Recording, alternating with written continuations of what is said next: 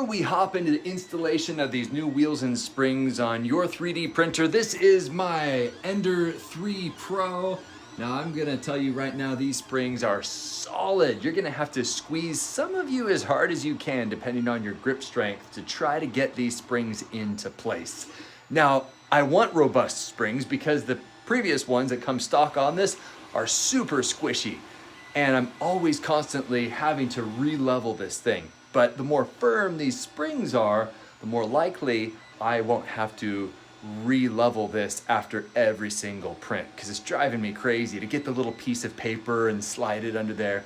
So let's hop into the installation, exactly how you put these wheels and springs into your Ender 3 Pro printer. It's really quite simple. First of all, make sure your Ender 3 Pro 3D printer is off. Go ahead and unscrew the existing wheel until it all comes out like so.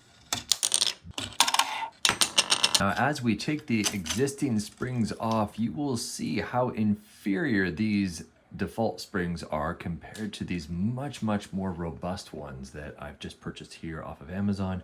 You can see already the length is quite significantly more, and they're a lot stiffer. Now, because these springs are longer, you're gonna have to crank this down as far as possible until these springs are completely maxed out, completely tight.